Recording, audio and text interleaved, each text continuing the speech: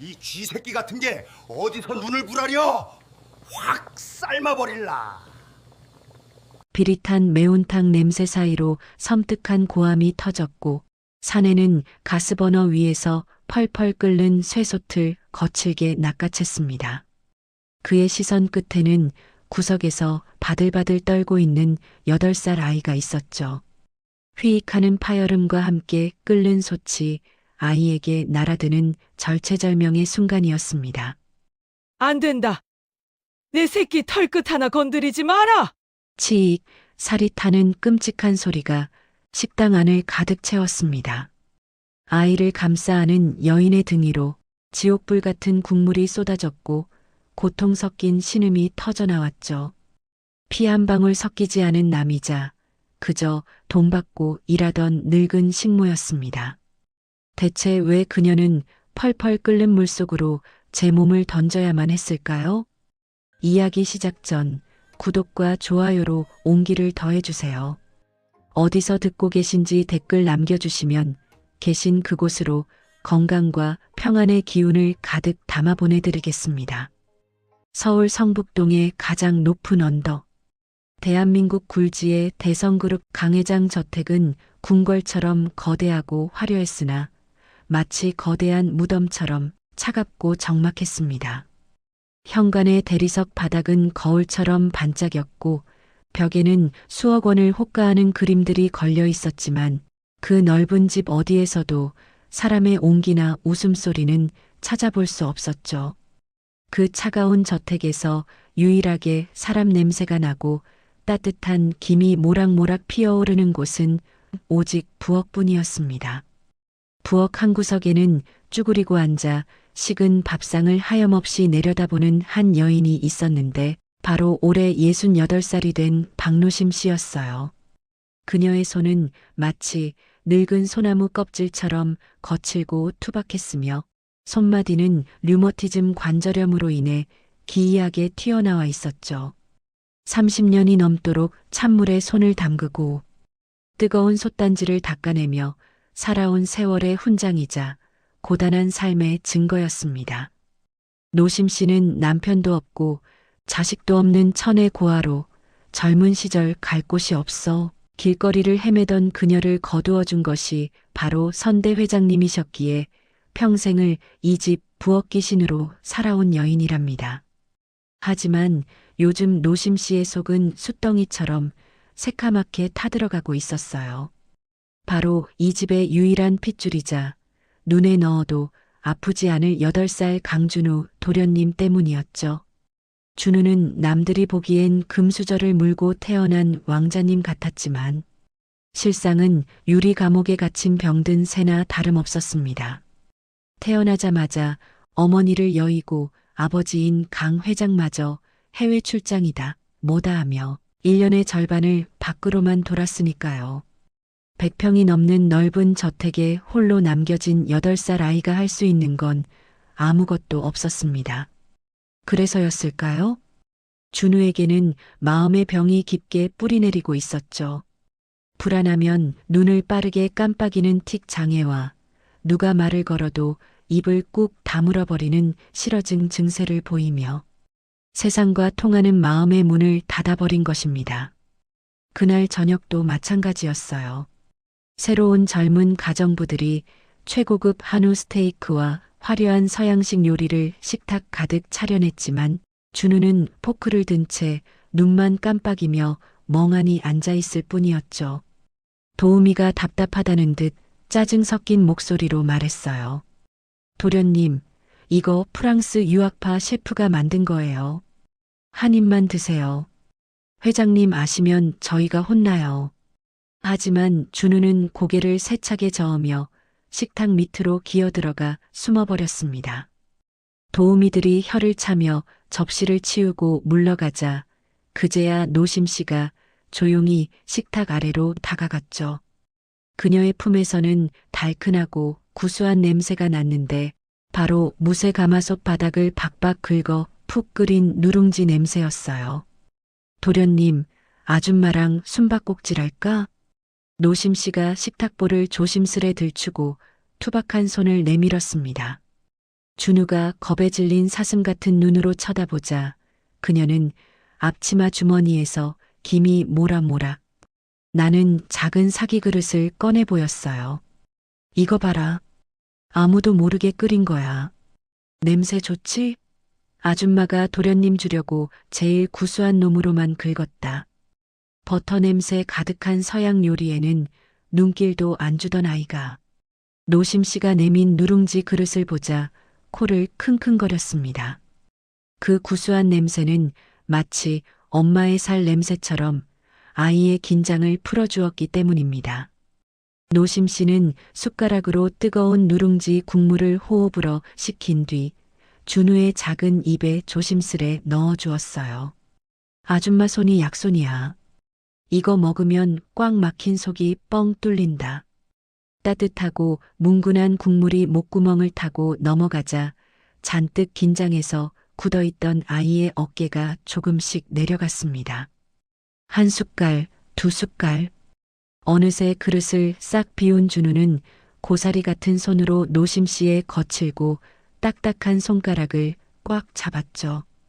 그것은 살려달라는 신호였습니다.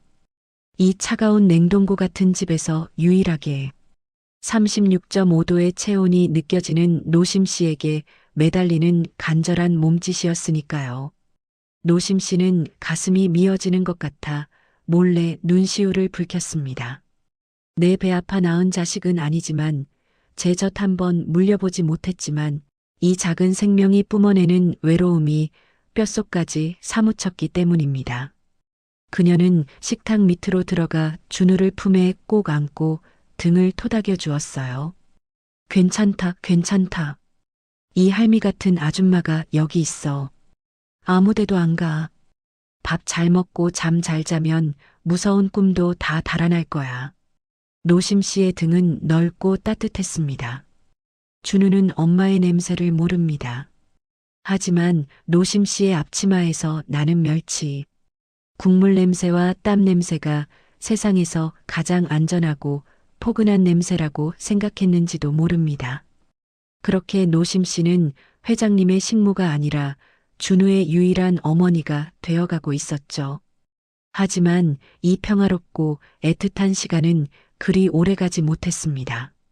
저택의 높은 담장 너머로 검은 먹구름이 몰려오고 있었기 때문이죠. 어느 날 밤이었습니다. 하늘이 뚫린 듯 폭우가 쏟아지고 천둥 번개가 요란하게 치던 그날 밤 현관문이 부서져라 열리며 들이닥친 비서실장의 얼굴은 사색이 되어 있었어요. 회장님께서 타고 오시던 차가 빗길에 미끄러져 그만. 청천벽력 같은 비보에 집안은 순식간에 아수라장이 되었습니다. 사람들의 비명과 통곡 소리가 거실을 메웠고 노심 씨는 자다 깬 준우의 귀를 틀어막으며 가슴으로 아이를 감싸 안았죠. 그런데 그때였습니다. 울음바다가 된 거실 한가운데 유독 눈물이 없는 한 남자가 서 있었어요. 바로 강 회장의 배다른 동생이자 그룹의 전무인 45살 강진태였습니다. 그는 검은 상복을 입고 슬픈 표정을 짓고 있었지만 번개치는 창가에 비친 그의 입꼬리는 기묘하게 비틀려 올라가 있었죠. 그의 시선이 노심 씨의 품에 안겨 바들바들 떨고 있는 어린 준우에게 꽂혔습니다. 마치 먹잇감을 노리는 독사의 눈빛처럼 차갑고 끈적했죠. 노심 씨는 본능적으로 준우를 등 뒤로 숨겼습니다. 등골이 오싹해지는 불길한 예감이 그녀의 온몸을 휘감았기 때문입니다. 저 눈빛, 저건 슬퍼하는 눈이 아니야. 이것이 장차 대한민국을 뒤흔들게 될 가장 잔혹하고도 위대한 탈출의 서막이 될 줄은 그때는 아무도 몰랐을 것입니다. 과연 그날 밤 빗길에서는 무슨 일이 있었던 걸까요? 그리고 탐욕스러운 눈빛을 가진 강 전무는 이제 겨우 8살이 된 준우에게 어떤 끔찍한 덫을 놓고 있는 걸까요? 강 회장의 장례식은 대한민국 재계에 큰 별이 졌다는 뉴스 속보와 함께 3일장 내내 성대하게 치러졌습니다. 검은 양복을 입은 수많은 조문객이 국화꽃을 놓으며 고인의 명복을 빌었지만 그 화려한 장례식장 어디에도 진심 어린 슬픔은 보이지 않았죠. 사람들은 육개장 그릇을 앞에 두고 회사의 주가가 어떻게 될지, 다음 회장 자리는 누가 차지할지에 대해서만 수군거릴 뿐이었습니다. 그 차가운 계산속들이 오가는 장례식장 한 구석, 상주 자리에 앉아 있는 8살 준우는 마치 넋이 나간 인형 같았습니다. 검은 상복은 아이의 작은 몸에 너무 커서 헐렁거렸고 하얗게 질린 얼굴에는 핏기 하나 없었죠. 노심 씨는 그런 준우의 곁을 한시도 떠나지 않고 지켰습니다. 그녀는 조문객들이 흘끔거리며 던지는 동정 어린 혹은 호기심 어린 시선들을 온몸으로 막아내며 준우의 손을 꼭 잡고 있었어요. 도련님, 조금만 참으세요. 이 할미가 곁에 있다. 무서워하지 마라. 하지만 준우는 노심 씨의 말도 들리지 않는지 허공만 응시한 채 눈을 빠르게 깜빡거릴 뿐이었습니다. 아빠의 죽음을 이해하기엔 너무 어린 나이였고 그 죽음을 둘러싼 어른들의 탐욕은 너무나 거대하고 무서운 것이었으니까요. 장례식의 마지막 날 밤이었습니다.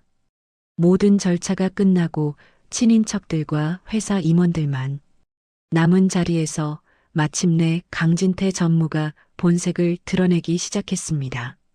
그는 변호사가 유언장을 낭독하려 하자 거칠게 손을 들어 제지했어요. 잠깐, 형님의 유언장을 읽기 전에 우리가 반드시 짚고 넘어가야 할 문제가 있습니다. 장내는 찬물을 끼얹은 듯 조용해졌습니다.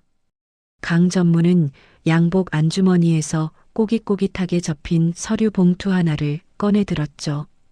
그의 눈빛은 먹잇감을 앞에 둔 하이에나처럼 번들거리고 있었습니다. 그는 천천히 그리고 아주 또렷한 목소리로 말했어요. 저는 형님의 핏줄을 의심해 본 적이 없습니다. 하지만 그룹의 미래를 위해 그리고 형님의 명예를 위해 어쩔 수 없이 확인해야만 했습니다. 그가 봉투에서 꺼낸 종이 한 장을 탁자 위에 내던지듯 올려놓았습니다. 그것은 바로 유전자 검사 결과지였습니다. 사람들이 웅성거리며 서류를 들여다보았고 이내 경악 섞인 탄식들이 터져나왔죠. 불일치? 그럼 준우가 회장님 친아들이 아니란 말입니까? 세상에, 이게 무슨 날벼락이야. 노심 씨의 심장이 덜컥 내려앉았습니다. 그럴 리가 없었습니다. 준우는 죽은 사모님과 회장님을 반반씩 빼닮은 의심할 여지 없는 두 분의 아들이었으니까요.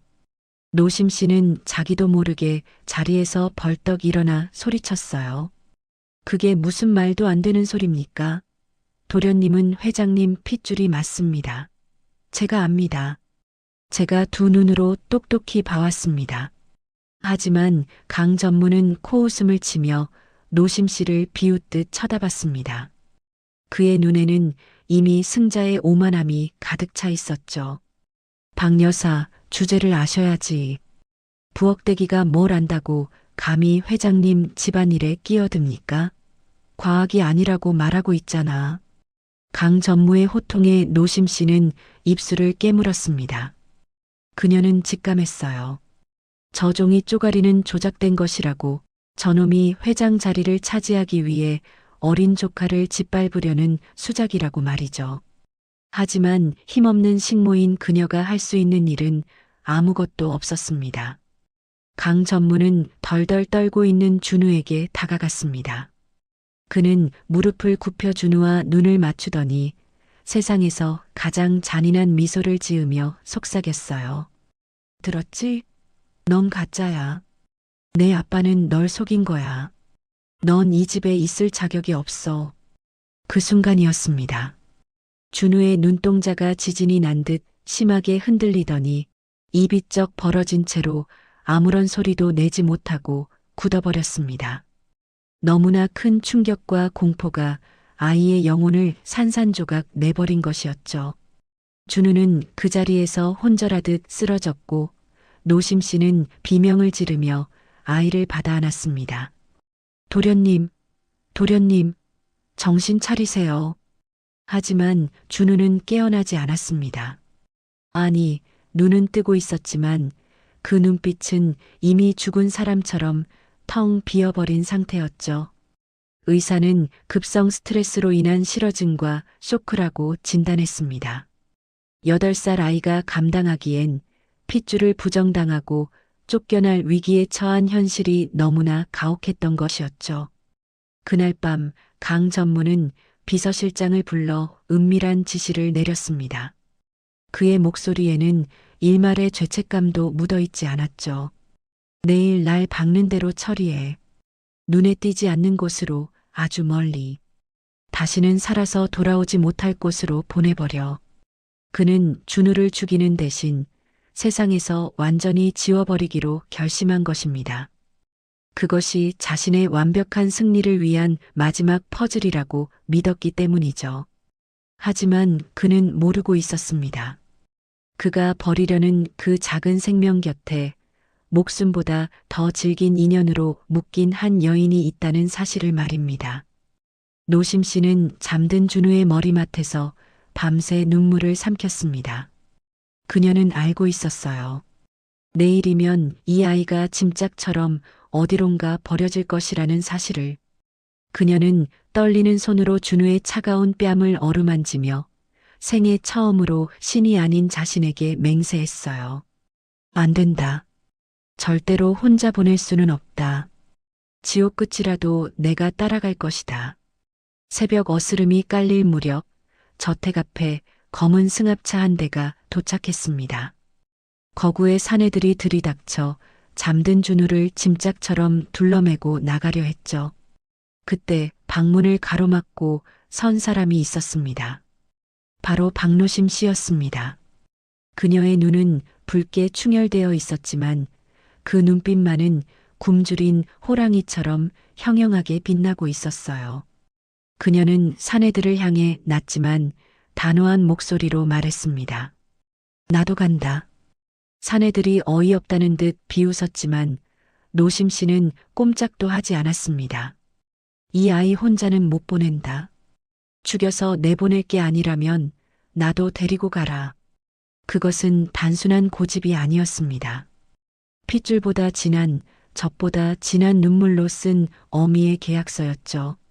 과연 노심 씨는 이 무시무시한 늑대들의 소굴에서 어린 도련님을 지켜낼 수 있을까요? 그리고 강 전무가 파놓은 저 죽음의 유배지는 과연 어디일까요? 새벽 3시 세상이 가장 깊은 잠에 빠져 있을 시간이었죠. 하지만 대성그룹 저택 앞마당에는 시퍼런 서치라이트 불빛이 칼날처럼 어둠을 가르고 있었습니다. 강진태 전무가 보낸 검은 양복의 사내들이 마치 저승사자처럼 현관 앞에 도열해 있었기 때문입니다. 그들은 짐짝을 나르듯 8살 준우를 거칠게 낚아채 차에 태우려 했어요. 이미 넋이 나간 준우는 반항조차 하지 못한 채 도살장에 끌려가는 송아지처럼 눈물만 뚝뚝 흘리고 있었죠. 그때 현관문을 가로막고 선 노심 씨가 사내들을 향해 표독스럽게 소리쳤습니다. 잠깐, 내 짐 챙길 시간은 줘야 할 것 아니냐. 내 발로 따라가겠다는데. 옷까지라도 챙겨야 얼어 죽지 않을 것 아니야. 사내들의 대장격인 자가 기가 차다는 듯 시계를 툭툭 치며 비아냥거렸어요. 할망구, 제정신이야? 소풍 가는 줄 알아? 딱 10분 준다. 그 안에 안 나오면 애새끼만 씻고 떠날 테니까 알아서 해. 노심 씨는 대답 대신 입술을 꽉 깨물고 집 안으로 뛰어들어갔습니다. 하지만 그녀가 향한 곳은 폐물이 있는 안방이 아니었어요. 곧장 부엌 가장 깊숙한 곳, 1년 내내 서늘한 기운이 감도는 다용도실로 달려갔죠. 그녀의 시선이 멈춘 곳은 구석에 처박혀 거미줄이 쳐진 볼품없고 낡아빠진 작은 항아리 하나였습니다. 표면은 유약이 벗겨져 거칠었고 주둥이 부분은 살짝 이가 빠져 있어 누가 봐도 당장 내다 버려야 할 쓰레기처럼 보였죠. 하지만 노심 씨는 그 항아리를 마치 국보급 고려청자라도 되는 양 떨리는 손으로 들어 올렸습니다. 그러고는 품속에서 미리 준비해둔 두툼한 무명천을 꺼내 항아리를 겹겹이 싸매기 시작했죠. 이거다. 이것만은 반드시 가져가야 해. 이게 우리 도련님 목숨줄이다. 사실 이 항아리는 100년이 넘은 대성그룹 종가집의 시간장이 담긴 단지였습니다. 하지만 그 속에는 간장보다 더 진하고 피보다 더 무거운 비밀이 숨겨져 있었죠. 노심 씨는 항아리를 가슴에 품고 서둘러 밖으로 나갔습니다. 기다리던 사내들이 킬킬대며 비웃기 시작했죠. 아니, 저 할망구가 노망이 났나? 금부치를 챙겨도 모자랄 판에 웬 똥단지를 들고 나와? 그때 2층 난간에서 내려다보고 있던 강진태 전무가 쯧쯧 혀를 찼습니다. 그는 승자의 여유가 넘치는 얼굴로 시가 연기를 길게 내뿜으며 말했죠. 박 여사, 내가 섭섭하게 했나? 퇴직금 대신 고작 썩은 간장 독이라니. 참 소박해서 눈물이 다 나는군. 강 전무의 조롱에 노심 씨는 고개를 들고 그를 똑바로 쳐다보았습니다. 평소라면 감히 눈도 못 마주치던 식모였지만 지금 그녀의 눈빛은 서리빨처럼 차가웠어요. 그녀는 품에 안은 항아리에 힘을 주며 또박또박 대꾸했습니다. 전무님, 옛말에 장맛이 변하면 집안이 망한다고 했습니다. 제가 이 집 간장 맛 하나는 끝까지 지킬 테니 전무님은 그 잘난 회장 자리나 잘 지키십시오. 강 전무의 눈썹이 꿈틀했습니다. 뼈가 있는 말이었지만 그는 곧 코웃음을 치며 손을 휘저었죠. 어차피 죽으러 가는 마당에 늙은이의 헛소리 따위는 귀담아 들을 가치도 없다고 생각했기 때문입니다. 그래, 그 냄새나는 독단지 끌어안고 지옥 가서 실컷 먹어라. 여봐라, 뭐하냐? 당장 차에 태워. 사내들이 노심 씨와 준우를 거칠게 밀어 검은 승합차 뒷좌석에 구겨 넣었습니다. 차가운 가죽 시트의 감촉에 준우가 화들짝 놀라며 노심 씨의 품으로 파고들었죠. 아이는 공포에 질려 숨소리조차 제대로 내지 못하고 있었습니다. 노심 씨는 한 손으로는 준우를 꼭 껴안고 다른 한 손으로는 무명천에 쌓인 항아리를 생명줄처럼 움켜쥐었어요. 출발해. 엔진 소리가 요란하게 울리더니 차가 미끄러지듯 저택을 빠져나갔습니다. 육중한 철대문이 쿵 닫혔고 화려했던 대성그룹 저택은 순식간에 어둠 뒤로 멀어져 갔죠. 준우에게는 태어난 집이었고 노심 씨에게는 30년 청춘을 바친 일터였지만 이제 두 사람은 다시는 돌아올 수 없는 길을 떠나게 된 것입니다. 차는 화려한 서울을 뒤로하고 인적 없는 외곽도로를 향해 질주했습니다. 창밖 풍경이 황량한 들판으로 바뀌어 가자 노심 씨는 품에 안겨 바들바들 떨고 있는 준우의 귓가에 입술을 대고 아주 작게 속삭였어요. 운전석의 사내들에게는 들리지 않게 말이죠. 도련님, 잘 들으세요. 우리는 쫓겨나는 게 아닙니다. 잠시 여행을 가는 거예요. 준우가 젖은 눈으로 올려다보자 노심 씨는 항아리를 톡톡 두드렸습니다. 이 할미가 요술 단지를 가져왔어. 나중에 아주 나중에 우리가 다시 돌아올 때 이 단지가 도깨비 방망이가 되어줄 겁니다. 그러니까 뚝 그치세요. 준우는 노심 씨의 단단한 목소리에 조금은 안심이 된 듯 가슴에 얼굴을 묻고 까무룩 잠이 들었습니다. 차는 어느덧 육지를 벗어나 검푸른 바다가 보이는 서해안의 끝자락, 소야도 선착장으로 향하고 있었죠. 지도에도 잘 나오지 않는 한 번 들어가면 살아서 나오기 힘들다는 척박한 섬이었습니다. 동이 트기 시작한 새벽녘 선착장에는 낡고 녹슨 고깃배 한 척이 엔진을 털털거리며 그들을 기다리고 있었어요. 바닷바람은 살을 애는 듯 차가웠고 비릿한 냄새가 코를 찔렀죠. 차에서 내린 사내들이 두 사람을 배 위로 떠밀었습니다. 타, 군뱅이처럼 굴지 말고 빨리 타라고. 노심 씨는 휘청거리면서도 항아리를 놓치지 않았습니다. 그녀는 흔들리는 갑판 위에서 중심을 잡으며 멀어져가는 육지를 마지막으로 뒤돌아보았죠. 서울 하늘에는 붉은 해가 떠오르고 있었지만 그들이 가는 섬 쪽 하늘은 잿빛 먹구름으로 뒤덮여 있었습니다. 두고 봐라. 내 뼈가 부서지는 한이 있어도 우리 도련님 살려서 다시 돌아온다. 배가 거친 파도를 가르며 출항했습니다. 하얀 물보라가 노심 씨의 얼굴을 때렸지만 그녀는 눈 한 번 깜빡이지 않았죠. 이것은 단순한 유배가 아니었습니다. 복수를 위한 처절한 수행의 시작이자 늙은 식모와 어린 도련님의 목숨을 건 생존 전쟁의 서막이었습니다. 과연 그들이 도착할 소야도에는 어떤 시련이 기다리고 있을까요?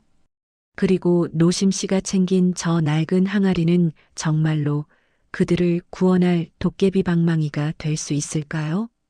엔진 소리가 멈추고 낡은 고깃배가 쿵 소리를 내며 선착장에 닿았습니다.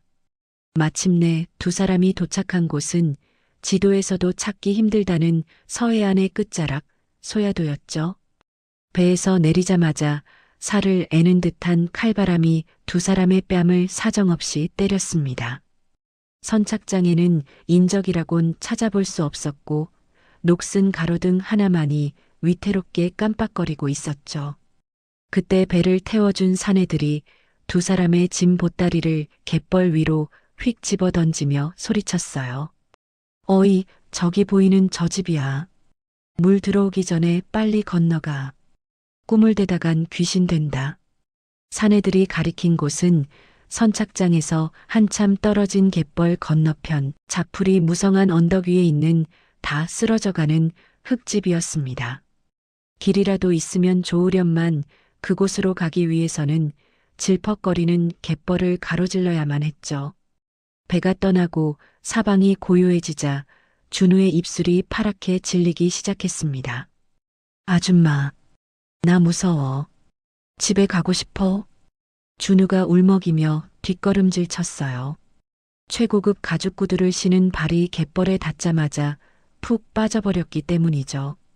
발을 빼려고 발버둥 칠수록 검은 진흙은 아이의 발목을 더욱 깊이 빨아들였습니다. 준우는 그 자리에 주저앉아 엉엉 울음을 터뜨리고 말았죠. 노심 씨는 잠시 하늘을 올려다보았습니다. 먹구름이 잔뜩 낀 하늘에서는 금방이라도 눈보라가 몰아칠 것 같았어요. 그녀는 품에 안고 있던 시간장 항아리를 등 뒤에 배낭에 단단히 고쳐맸습니다. 그리고 갯벌 바닥에 엎드려 준우에게 등을 내밀었죠. 도련님, 업히세요. 여기는 서울이 아닙니다. 약한 소리하면 우린 죽어요. 자, 어서.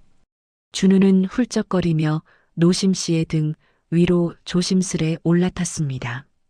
68살 류머티즘 관절염으로 뼈마디가 쑤시는 노인의 등에 8살 아이의 무게가 묵직하게 내려앉았죠. 노심 씨는 억눌린 신음을 내뱉으며 비틀거리는 다리에 힘을 주어 일어섰습니다. 한 걸음을 뗄 때마다 발이 무릎까지 푹푹 빠지는 갯벌이었습니다. 차가운 진흙이 바지 틈으로 스며들어 살을 파고들었고 등 뒤에 항아리와 아이의 무게가 짓눌러 숨이 턱턱 막혀왔죠. 하지만 노심 씨는 멈출 수가 없었습니다. 지금 멈추면 밀물이 들어와 두 사람 모두 바다의 재물이 될 거라는 걸 알았기 때문입니다. 버텨야 한다. 박노심, 제발 버텨라. 여기서 쓰러지면 우리 도련님은 죽는다. 노심 씨는 입술을 깨물어 피를 내며 한 발 한 발을 내디뎠어요. 준우는 고개를 숙여 노심 씨의 목덜미에 얼굴을 묻었습니다. 아줌마의 땀 냄새와 비릿한 갯내음이 뒤섞여 묘한 안도감을 주었기 때문이죠. 아줌마, 미안해. 내가 무거워서 미안해. 준우가 고사리 같은 손으로 노심 씨의 땀 젖은 이마를 닦아주며 속삭였습니다. 그 작은 손길 하나가 기적처럼 노심 씨의 다리에 힘을 불어넣어 주었죠. 노심 씨는 가쁜 숨을 몰아쉬며 씩씩하게 대답했어요. 아이고, 우리 도련님 하나도 안 무겁다. 깃털처럼 가벼워서 날아갈 것 같네. 걱정하지 마세요. 아줌마가 천하장사야. 그녀의 등은 단순한 살덩이가 아니었습니다. 어린 핏줄을 지켜내려는 세상에서 가장 단단한 방패이자 절망의 바다를 건너는 유일한 구명조각이었으니까요. 얼마나 걸었을까요? 마침내 갯벌의 끝이 보이고 자풀이 무성한 언덕길이 나타났습니다.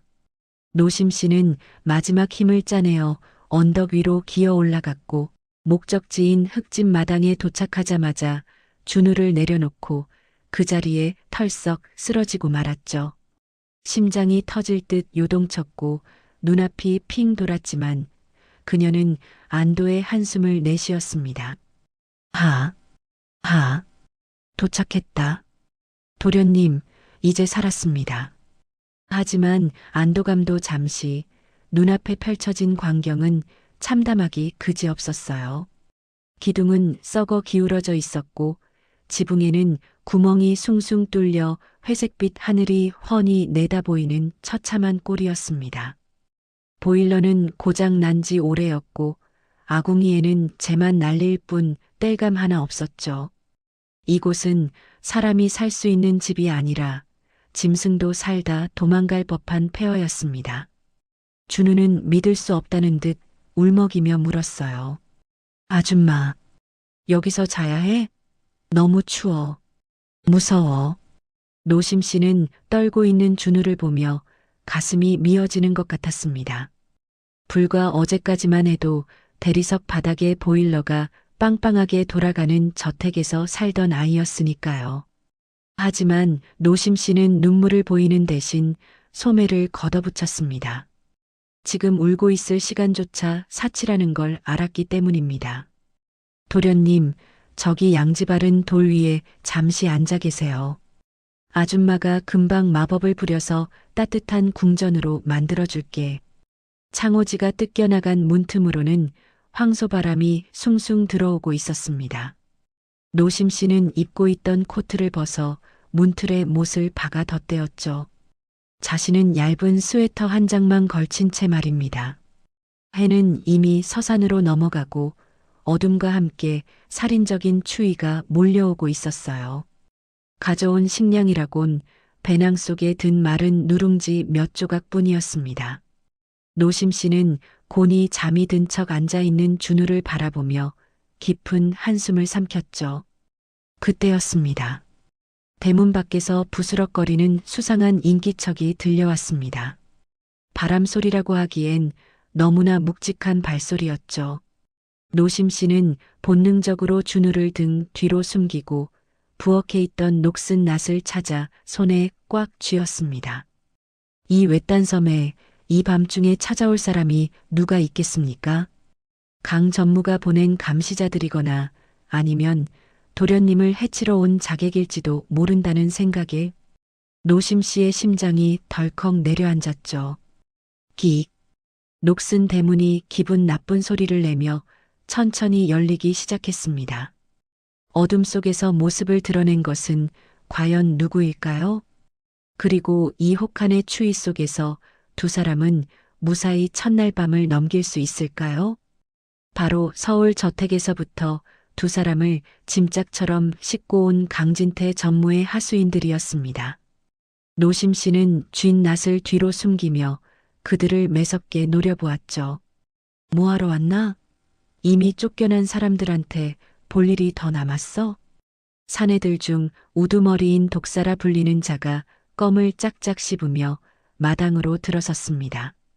그는 쌀포대 하나를 흙바닥에 툭 던지며 비릿한 미소를 지었어요.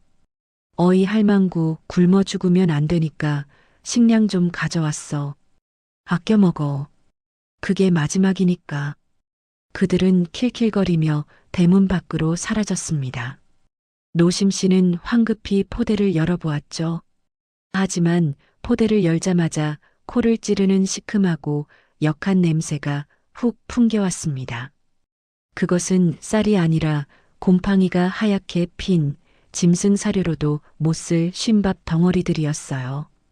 이건 먹으라고 준 게 아니라 빨리 죽으라고 던져준 독약이나 마찬가지였습니다.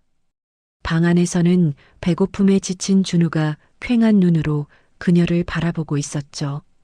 하루 종일 물 한 모금 마시지 못한 아이의 입술은 바짝 말라 갈라져 있었습니다. 노심 씨는 주먹을 꽉 쥐었어요. 당장이라도 뛰쳐나가 저놈들의 멱살을 잡고 싶었지만 어떻게든 이 썩은 쌀이라도 먹여서 도련님을 살려야 했으니까요. 그녀는 쉰내가 진동하는 쌀을 바가지에 담아 우물가로 갔습니다. 한겨울의 얼음장 같은 우물물을 퍼올려 쌀을 씻기 시작했죠. 손이 꽁꽁 얼어 감각이 없어지고 손등이 터져 피가 배어 나왔지만 그녀는 멈추지 않았습니다. 박박 문질러 곰팡이를 씻어내고 수십 번을 행건했어요. 제발, 제발 냄새야 없어져라. 우리 도련님 배탈 안 나게 도끼야 다 빠져라. 노심 씨는 챙겨온 시간장 항아리를 열었습니다. 100년 묵은 시간장 한 숟가락을 떠서 밥물에 풀었죠. 진한 간장 향이 쉰내를 덮어주길 간절히 바라면서 말입니다. 마당 한 구석에 돌을 쌓아 불을 지폈고 1시간여의 사투 끝에 거무튀튀하지만 김이 모락모락 나는 밥 한 그릇이 완성되었습니다. 도련님, 밥 드세요. 아줌마가 맛있는 간장 밥 해왔다. 노심 씨가 방문을 열고 들어서자 준우가 힘없이 고개를 들었습니다. 하지만 밥그릇을 보자마자 아이의 미간이 찌푸려졌죠. 냄새나. 이상한 냄새나. 준우가 코를 막으며 고개를 돌렸습니다. 노심 씨의 가슴이 철렁 내려앉았지만 그녀는 애써 밝게 웃으며 숟가락을 입가에 가져다 대었어요. 이게 원래 시골밥 냄새야. 서울밥이랑 달라서 그래. 아줌마가 끓인 보약이라 생각하고 눈 딱 감고 먹어보세요. 응? 노심 씨가 사정하듯 말하자 준우는 마지못해 입을 벌렸습니다. 밥알이 목구멍으로 넘어가자 아이의 얼굴이 일그러졌지만 배고픔이 더 컸는지 이내 오물오물 씹어 삼켰죠. 한 숟갈, 두 숟갈. 바닥을 비워가는 밥그릇을 보며 노심 씨는 안도감과 죄책감에 몰래 눈물을 훔쳤습니다. 천하의 대성그룹 도련님에게 쉰밥을 먹여야 하는 이 기막힌 현실이 뼈에 사무쳤기 때문입니다. 준우가 잠이 든 늦은 밤이었습니다. 노심 씨는 잠을 이룰 수가 없었죠. 문 밖에서 두렁거리는 말소리가 들려왔기 때문입니다. 그녀는 숨소리를 죽이고 문에 귀를 대었어요. 하수인들이 텐트를 치고 술판을 벌이고 있었던 것입니다. 형님, 근데 우리 언제까지 저 거짓골을 감시해야 합니까? 그냥 확 바다에 밀어버리면 깔끔하잖아요. 한 놈의 투덜거리는 목소리에 이어 독사의 목소리가 들려왔습니다. 야, 이 멍청한 놈아. 전무님이 왜 우릴 보냈겠냐? 알아서 죽어주길 바라는 거지. 그냥 놔두면 굶어 죽든 얼어 죽든 일주일이면 끝이야. 내일은 우물에 소금이나 한 포대 부어버려. 물도 못 마시게. 놈들의 대화는 악마의 속삭임보다 더 잔인했습니다. 단순히 유배를 보낸 것이 아니라 서서히 말라 죽이는 고사 작전이었던 것입니다. 노심 씨는 입을 틀어막고 바들바들 떨었죠. 공포심 때문이 아니었습니다. 어린아이를 상대로 저토록 잔인한 짓을 꾸미는 인간 말종들에 대한 끓어오르는 분노 때문이었죠. 노심 씨는 어둠 속에서 잠든 준우의 얼굴을 내려다보았습니다. 달빛에 비친 아이의 얼굴은 천사처럼 평온해 보였지만 그 볼에는 말라붙은 눈물 자국이 선명했죠. 그녀는 준우의 차가운 손을 잡고 마음속으로 피의 맹세를 되새겼습니다. 그래, 니들 마음대로는 안 될 거다. 내가 살아있는 한 우리 도련님 털끝 하나 못 건드린다. 우물에 독을 타면 빗물을 받아 먹일 것이고 밥을 안 주면 내 살이라도 베어 먹일 것이다. 노심 씨의 눈빛이 어둠 속에서 푸르게 빛났습니다. 그것은 더 이상 겁에 질린 늙은 식모의 눈빛이 아니었죠. 새끼를 지키기 위해 이빨을 드러낸 어미 늑대의 눈빛이었습니다. 하지만 현실은 너무나 가혹했습니다. 식량은 바닥났고 놈들은 내일 우물마저 못 쓰게 만들 작정이니까요. 과연 노심 씨는 이 절망적인 포위망을 뚫고 준우를 지켜낼 수 있을까요? 다음 날 아침 노심 씨가 준우를 데리고 바닷가로 나갔을 때였습니다. 방파제 위에서 낚시를 하던 놈들이 준우를 발견하고는 음흉한 미소를 지으며 다가오기 시작했죠. 그들의 손에는 낚싯대가 아닌 시퍼런 몽둥이가 들려 있었습니다. 노심 씨는 준우를 등 뒤로 숨기며 뒷걸음질 쳤지만 뒤는 낭떠러지 바다뿐이었어요. 절체절명의 위기, 그때였습니다. 어디선가 슉 하는 파열음과 함께 날카로운 무언가가 허공을 가르고 날아왔습니다. 그것은 정확히 독사의 발 앞에 꽂히며 놈들의 발걸음을 멈춰 세웠죠. 바위에 깊숙이 박힌 물건의 정체는 바로 녹이 슬어 더욱 살벌해 보이는 고기잡이 작살이었습니다. 어떤 놈이야? 놈들이 기겁하며 고개를 돌린 곳에는 헝클어진 백발을 휘날리며 서 있는 기괴한 차림의 노인이 있었습니다. 마을 사람들이 미친 개라고 부르며 피해 다닌다는 바로 그 의문의 노인이었죠. 과연 이 노인은 두 사람을 구하러 온 구세주인 걸까요? 아니면 또 다른 위협일까요? 감히 내 앞길을 막아? 독사가 핏대를 세우며 소리친 곳에는 헝클어진 백발을 바람에 날리며 서 있는 기괴한 노인이 있었습니다. 섬마을 사람들이 재수가 없다며 피한다는 일명 미친 개라 불리는 천심할배였죠. 그는 낡은 군용 깔깔이를 걸치고 한 손에는 또 다른 작사를 가볍게 쥐고 서 있었습니다. 독사는 코웃음을 쳤어요. 다 늙어 빠진 노인네 하나쯤은 손가락 하나로도 꺾을 수 있다고 생각했기 때문입니다. 뭐해? 저 노망난 늙은이 다리를 분질러서 바다에 던져버려. 명령이 떨어지기가 무섭게 덩치 큰 하수인 두 명이 몽둥이를 치켜들고 노인에게 달려들었습니다. 노심 씨는 비명을 지르며 준우의 눈을 가렸죠. 하지만 다음 순간 벌어진 일은 그녀의 상상을 완전히 뒤엎는 것이었습니다. 슉, 퍽! 눈으로 쫓을 수 없을 만큼 빠른 움직임이었어요. 노인은 달려드는 녀석의 몽둥이를 가볍게 피하더니 작살에 무딘 자루 끝으로 녀석의 명치를 정확하게 가격했습니다. 억소리도 내지 못한 채 거구의 사내가 거품을 물고 쓰러졌죠. 뒤따라오던 놈이 주먹을 휘둘렀지만 노인은 마치 유령처럼 등 뒤로 파고들어 오금을 걷어찼습니다. 우두둑하는 섬뜩한 소리와 함께 두 번째 사내도 비명을 지르며 바닥에 처박혔죠. 불과 3초 눈 깜짝할 사이에 벌어진 일이었습니다. 독사의 눈이 공포로 흔들렸습니다.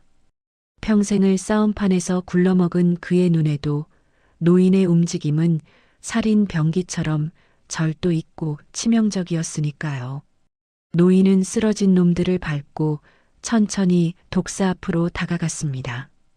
그의 눈빛은 흐리멍덩한 미치광이의 눈이 아니라 굶주린 맹수처럼 형형하게 빛나고 있었죠. 내 구역에서 똥파리들이 윙윙거리는군. 꺼질 테냐 아니면 고기밥이 될 테냐? 목소리는 낮았지만 쇠를 긁는 듯한 살기가 서려 있었습니다. 독사는 들고 있던 몽둥이를 슬그머니 뒤로 감추며 뒷걸음질 쳤어요.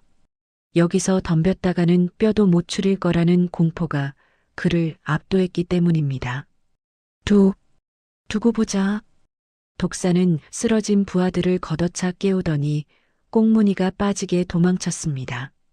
조금 전까지만 해도 기세등등하던 놈들이 쥐새끼처럼 도망가는 꼴을 보며 노심 씨는 다리에 힘이 풀려 주저앉고 말았죠. 살았다. 도련님 괜찮으세요? 준우는 겁에 질려 고개만 끄덕였습니다. 노인은 언제 그랬냐는 듯 살기를 거두고 무심한 표정으로 돌아섰죠. 그가 그냥 가버리려 하자 노심 씨는 황급히 일어나 소리쳤습니다. 어르신, 감사합니다. 덕분에 목숨을 건졌습니다.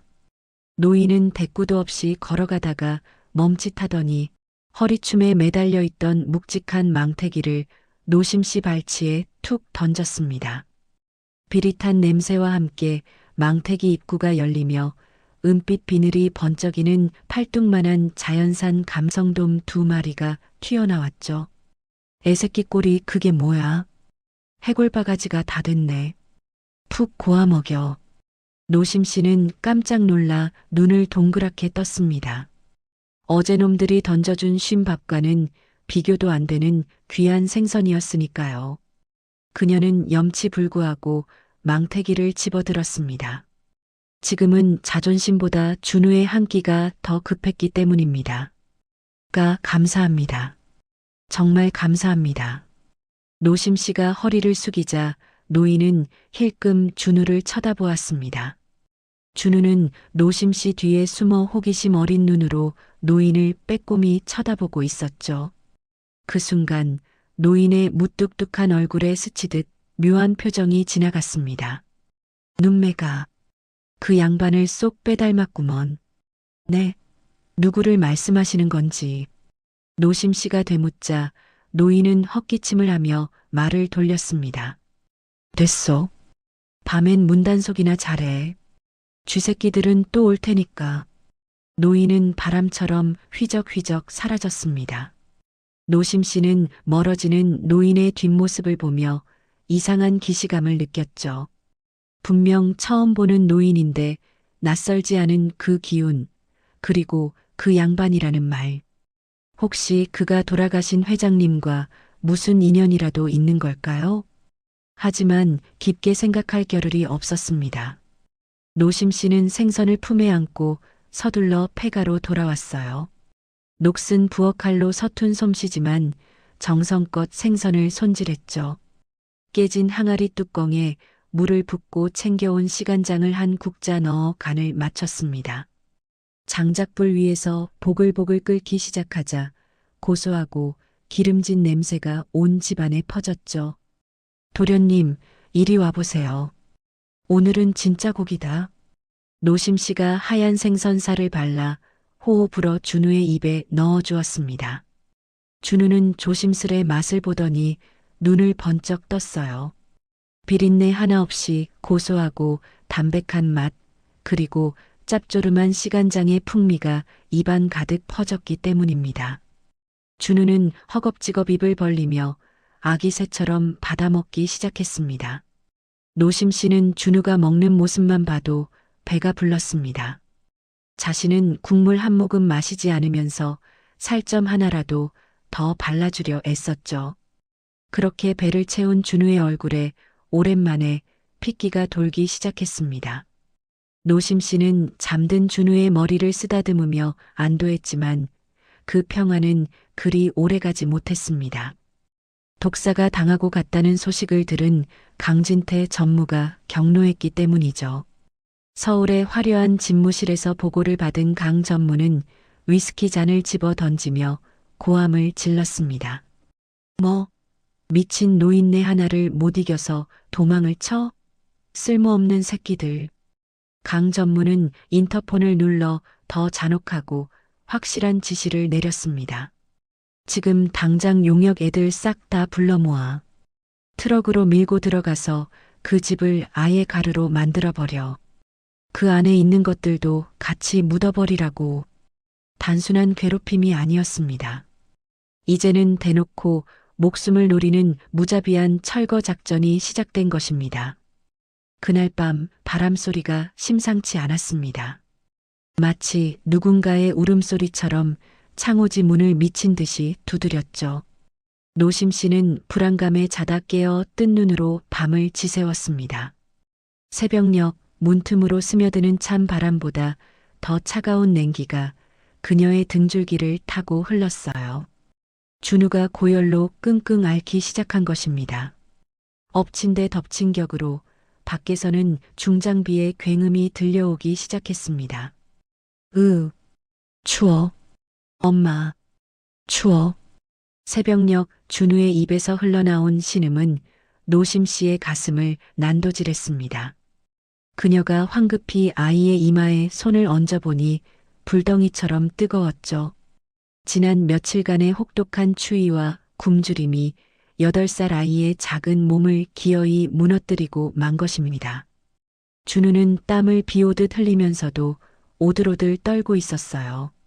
도련님, 정신 차리세요. 도련님, 흔들어 깨워보았지만 준우는 헛소리만 중얼거렸습니다. 폐렴이었습니다. 이대로 두면 오늘 밤을 넘기기 힘든 위급한 상황이었지만 약국 하나 없는 외딴 섬에서 가진 것이라곤 틱 장의 약뿐이었죠. 설상가상으로 밖에서는 매서운 칼바람이 불어닥치고 있었습니다. 며칠 전 코트로 막아두었던 문틈이 거센 바람을 이기지 못하고 뜯겨나가 살을 애는 듯한 냉기가 방 안으로 밀려들어왔죠. 노심 씨는 맨발로 밖으로 뛰쳐나가 썩은 나무 판자와 지푸라기를 닥치는 대로 긁어모았습니다.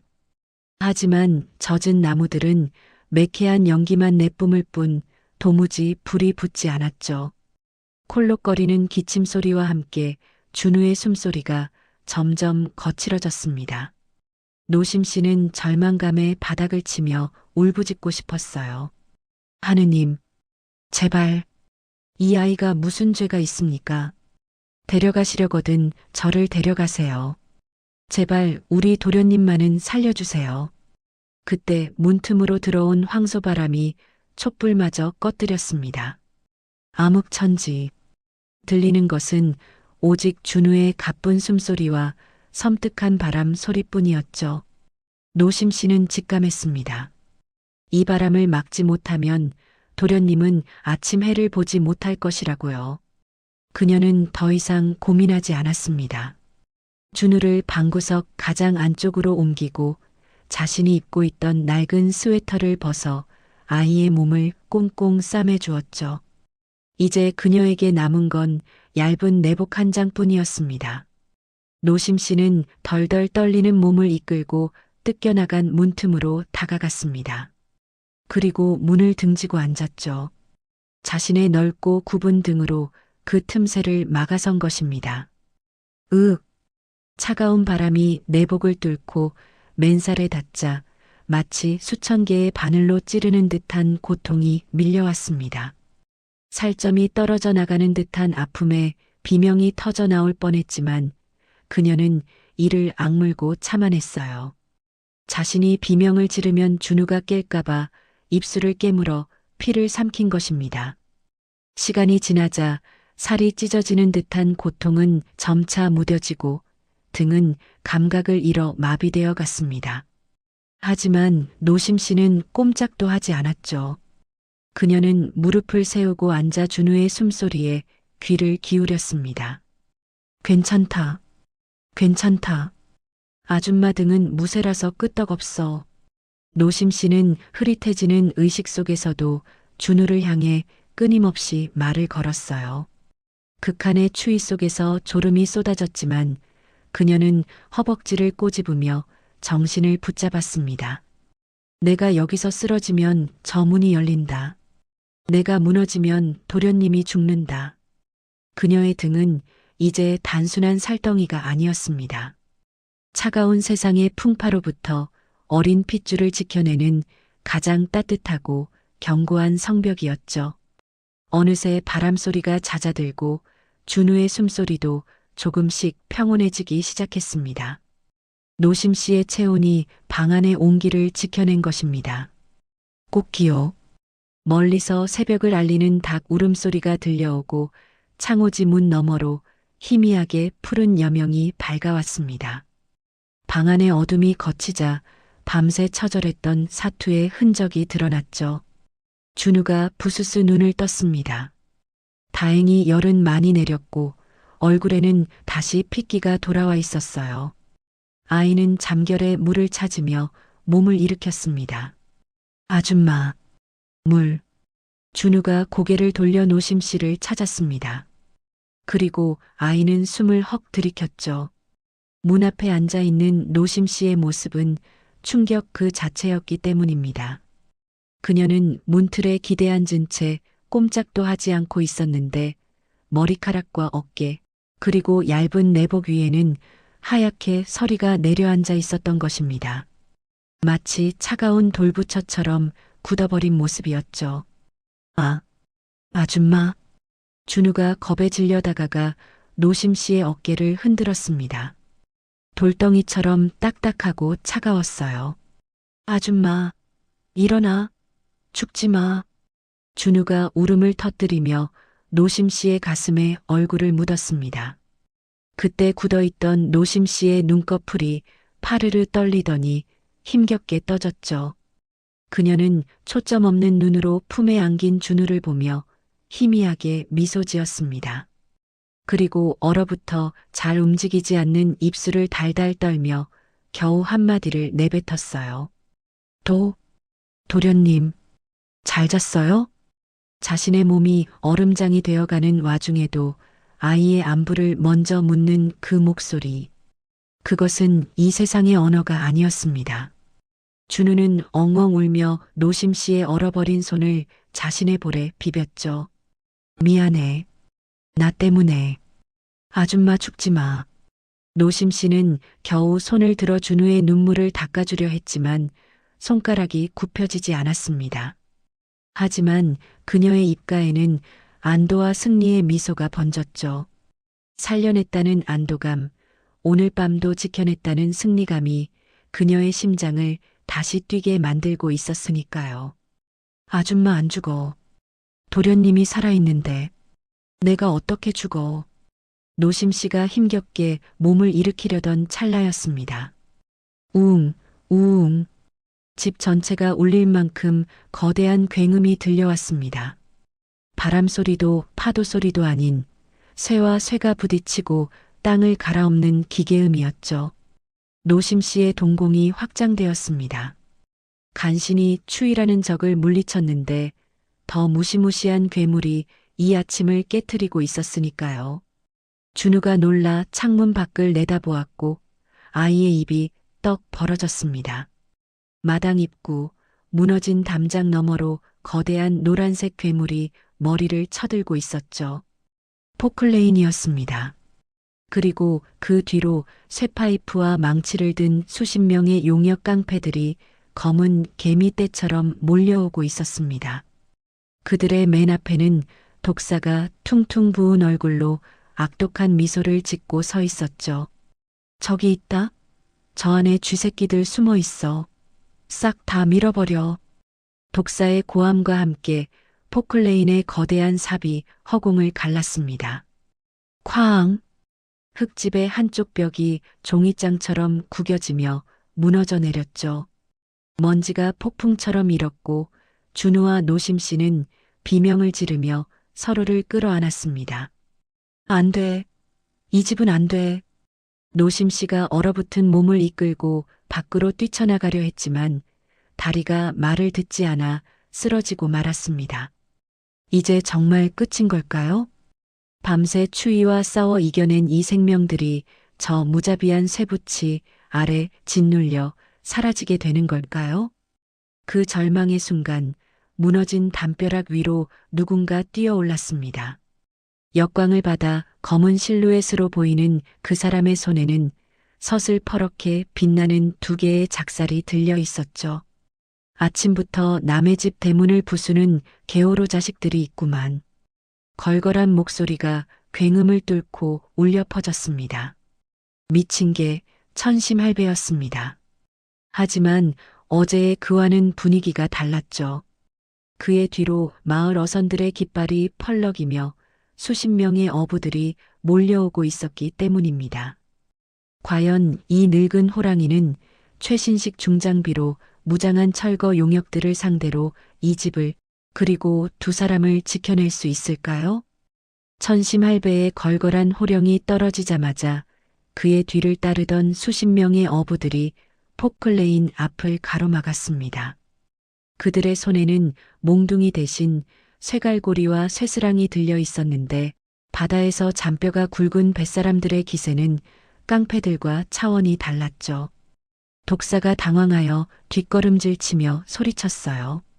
뭐야? 니들 뭐야? 우린 허가받고 철거하는 거야. 다들 콩밥 먹고 싶어? 하지만 천심할배는 코웃음을 치며 작사를 땅에 쿵 찍었습니다. 그는 포클레인 운전석을 향해 작살 끝을 겨누며 나직하게 으르렁거렸죠. 웃기고 자빠졌네. 이 섬에서는 내가 법이야. 내 눈에 흙이 들어가기 전에는 이 집 기둥 하나도 못 건드려. 그 쇠바가지 치우지 않으면 기름 호스부터 끊어버릴 테니 그리 알아. 운전기사가 겁을 먹고 시동을 꺼버렸습니다. 독사는 입술을 부들부들 떨었지만 살기 등등한 어부들의 눈빛에 눌려 버틸 재간이 없었죠. 두고 봐. 경찰 불러서 싹 다 쓸어버릴 테니까. 독사는 악에 바친 비명만 남기고 꽁무니를 뺐습니다. 마침내 굉음이 사라지고 다시 고요가 찾아왔어요. 노심 씨는 다리에 힘이 풀려 주저앉으며 천심할배의 바짓단을 잡고 울먹였죠. 어르신, 정말 감사합니다. 2번이나 목숨을 구해주셨습니다. 천심할배는 무뚝뚝하게 노심 씨를 일으켜 세우더니 그녀의 뒤에 숨어 떨고 있는 준우를 빤히 쳐다보았습니다. 그의 눈빛이 매섭게 빛났어요. 할멈, 언제까지 저 녀석 치마폭에 감싸고 돌 거야? 사내 새끼 눈빛이 저게 뭐야? 아직 어린아이입니다.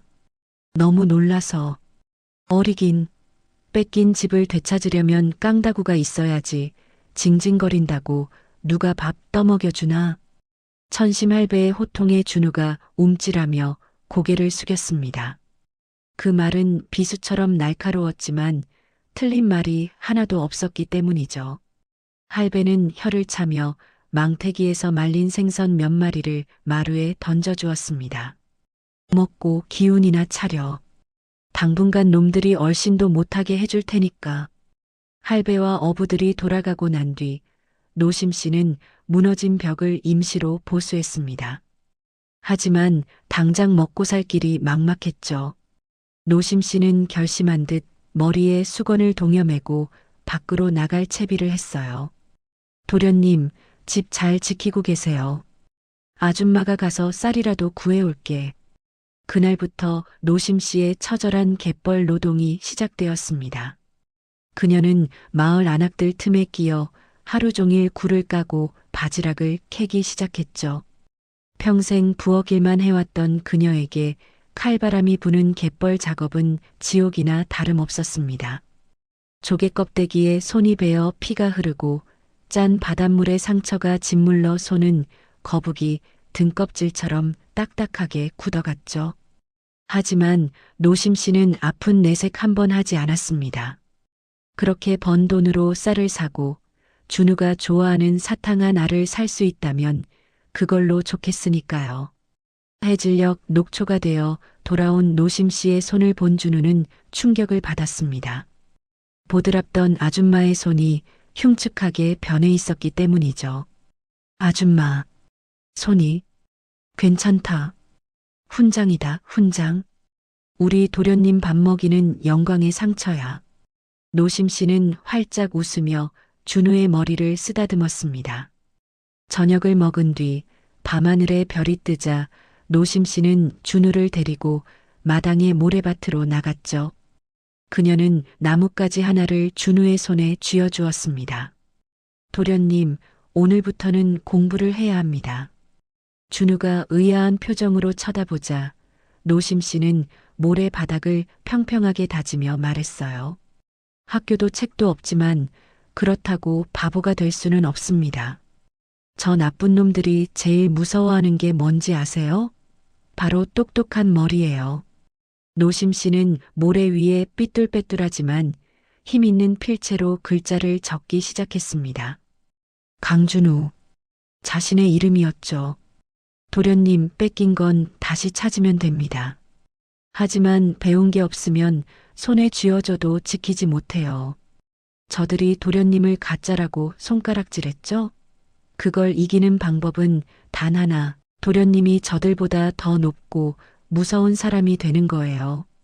노심 씨의 목소리에는 서리빨 같은 결기가 서려 있었습니다. 차가운 모래밭이 칠판이 되고 나뭇가지가 연필이 된 세상에서 가장 초라한 교실이었지만 그 열기만큼은 뜨거웠죠. 준우는 노심 씨의 터진 손등을 보며 입술을 굳게 다물었습니다. 나를 위해 끓는 물을 맞고 온몸으로 바람을 맞고 손이 문드러지도록 일하는 아줌마. 그 아줌마를 위해서라도 강해져야겠다는 생각이 8살 아이의 가슴에 불을 지핀 것이었습니다. 슥슥. 준우가 나뭇가지로 모래 위에 자신의 이름을 꾹꾹 눌러쓰기 시작했습니다. 한 획을 그을 때마다 준우의 눈빛이 달라지고 있었죠. 겁에 질려 흔들리던 동공은 사라지고 그 자리에 단단한 총기가 들어차기 시작했습니다. 그래요, 잘한다. 우리 도련님 천재네.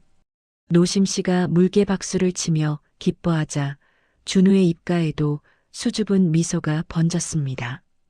그날 밤 준우는 늦게까지 잠들지 않고 모래밭에 앉아 글자를 쓰고 또 썼죠.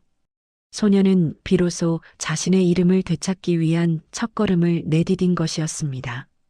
시간은 흘러 계절이 바뀌었습니다. 노심 씨의 헌신과 거친 바닷바람 속에서 준우는 몰라보게 단단해져 갔죠. 더 이상 울기만 하는 응석바지가 아니었습니다. 노심 씨를 도와 조개를 캐고 천심할배를 따라다니며 작살 던지는 법을 어깨너머로 배우기도 했으니까요. 하지만 평화는 언제나 폭풍 전야처럼 위태로웠습니다. 준우가 씩씩하게 자랄수록 서울에 있는 강진태 전무의 불안감도 커져만 갔기 때문이죠. 강 전무는 독사에게 최후의 통첩을 날렸습니다. 수단과 방법을 가리지 말고 끝장내라는 서슬퍼런 명령이었죠. 어느 날 오후 노심 씨가 갯벌에서 돌아왔을 때 집 안 분위기가 심상치 않았습니다. 준우가 보이지 않고 방 안에는 약값이라고 적힌 찢어진 봉투만 나뒹굴고 있었던 것입니다. 준우의 틱 장애약이 떨어져 노심 씨가 피땀 흘려 모은 돈을 넣어둔 봉투였죠. 그녀는 미친 사람처럼 밖으로 뛰쳐나갔습니다. 저 멀리 마을 어귀, 독사와 패거리들이 낄낄거리며 준우를 둘러싸고 있는 모습이 보였죠.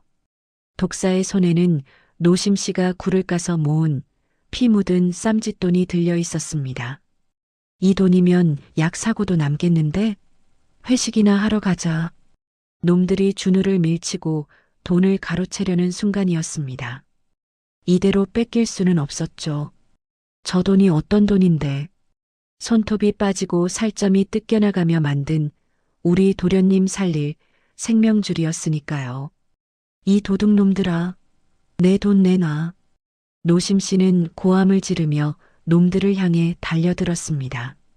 늙은 식모의 마지막 자존심마저 버리고 놈들의 바짓가랑이를 잡고 늘어지는 처절한 사투가 시작된 것이었습니다. 이거 안 나? 이 늙은 여편네가 미쳤나? 독사가 신경질적으로 다리를 휘저었습니다. 하지만 노심 씨는 흙바닥에 질질 끌려가면서도 독사의 바짓단을 쥔 손을 절대 놓지 않았죠. 손톱이 뒤집어지고 손등이 까져 피가 배어 나왔지만 고통은 느껴지지 않았습니다. 오직 저 돈을 뺏기면 도련님 약을 못 산다는 생각뿐이었기 때문이었습니다. 이거 도련님 약값이야. 못 가져가. 노심 씨의 처절한 애원에 독사는 귀찮다는 듯 인상을 찌푸리며 군화발로 노심 씨의 어깨를 걷어찼죠. A씨, 재수없게 달라붙고 난리야. 저리 안 꺼져? 퍽 소리와 함께 노심 씨가 뒤로 나뒹굴었습니다. 입안이 터져 비릿한 피맛이 났지만 그녀는 오뚜기처럼 다시 기어가 독사의 발목을 잡았죠. 그것은 사람이 낼 수 있는 힘이 아니었습니다.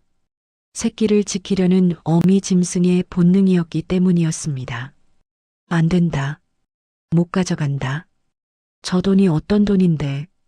독사의 눈에 살기가 돌았습니다. 그는 돈 봉투를 주머니에 쑤셔 넣으며 부하들에게 턱짓을 했죠. 안 되겠다. 이 할망구 아주 반병신을 만들어놔야 정신을 차리지. 밟아. 그 말이 떨어지기가 무섭게 사내들이 노심 씨를 에워싸고 무자비한 발길질을 시작했습니다. 둔탁한 타격음과 함께 노심 씨의 입에서 억눌린 신음이 터져나왔죠. 멀리서 이 참혹한 광경을 지켜보고 있던 8살 준우의 눈동자가 심하게 흔들렸습니다. 눈앞에서 유일한 가족인 아줌마가 피투성이가 되어 짓밟히고 있었기 때문이었습니다. 준우의 다리가 벌벌 떨렸지만 피를 토하면서도 자신을 보며 도망가세요. 라고 입모양으로 외치는 노심 씨의 눈빛을 본 순간 공포가 분노로 바뀌었죠. 이건 꿈이 아니었습니다. 지옥 같은 현실이었고 이 지옥에서 나를 지켜줄 신은 어디에도 없었죠. 그렇다면 남은 방법은 하나뿐이었던 것이었습니다. 내가 지켜야 해. 준우의 시선이 마당 구석에 놓여있는 물건에 꽂혔습니다. 천심할배가 주고 간 녹슬고 끝이 무딘 낡은 작살이었죠. 준우는 홀린 듯 다가가 작살을 손에 쥐었어요. 묵직하고 차가운 쇠의 감촉이 손바닥을 파고들자 두려움으로 떨리던 아이의 손이 기이하게 진정되었죠. 독사 패거리는 노심 씨를 밟느라 등 뒤에서 다가오는 어린 야수의 기척을 전혀 눈치채지 못했습니다. 아! 갑자기 독사가 비명을 지르며 종아리를 감싸쥐었죠. 날카로운 쇠붙이가 그의 다리를 스치고 지나갔기 때문이었습니다. 깜짝 놀란 놈들이 뒤를 돌아보고는 얼어붙고 말았습니다. 그곳에는 고작 8살짜리 꼬마가 자신의 키만한 작사를 겨누고 서 있었기 때문이었죠. 하지만 그들을 공포에 떨게 만든 건 작살이 아니었습니다. 준우의 눈은 이미 겁에 질린 아이의 눈이 아니었죠. 모든 것을 파괴해 버리겠다는 악귀의 눈빛이었던 것입니다. 네, 나. 준우의 입에서 짐승의 으르렁거림 같은 목소리가 흘러나왔습니다. 작살 끝은 정확하게 독사의 심장을 향하고 있었죠. 이 새끼가 돌았나? 이게 어디서 장난질이야. 독사가 허세를 부리며 다가오려 했습니다. 하지만 준우는 물러서지 않고 오히려 한 걸음 더 내디디며 냅다 작사를 휘둘렀죠. 휙. 단순한 위협이 아니었습니다. 정말로 죽이겠다는 살기가 담긴 일격이었죠. 독사가 기겁하며 뒤로 물러나지 않았다면 배 가죽이 뚫리고 말았을 것이었습니다. 옷자락이 찢겨나가며 독사가 엉덩방아를 찧었죠. 으악! 이 미친 새끼! 독사는 바닥을 기며 뒷걸음질 쳤습니다. 어린애가 사람을 찌르면서도 눈 하나 깜빡이지 않을 것 같은 저 광기가 무서웠기 때문이었습니다. 준우는 넘어진 독사를 향해 다시 작사를 치켜들었죠. 우리 아줌마 건드리면 다 죽여버릴 거야. 또박또박 쇳소리 나는 목소리로 준우가 선언했습니다. 그 모습은 흡사 전장의 장수와도 같았죠. 돈 내놓고 꺼져. 독사는 공포에 질려 얼른 주머니에서 돈 봉투를 꺼내 바닥에 던졌습니다. 돈이고 뭐고 이 섬뜩한 꼬마에게서 벗어나고 싶은 마음뿐이었기 때문이었습니다. 야야, 가자. 재수 없는 것들. 독사는 부하들을 재촉해 도망치듯 자리를 떴습니다.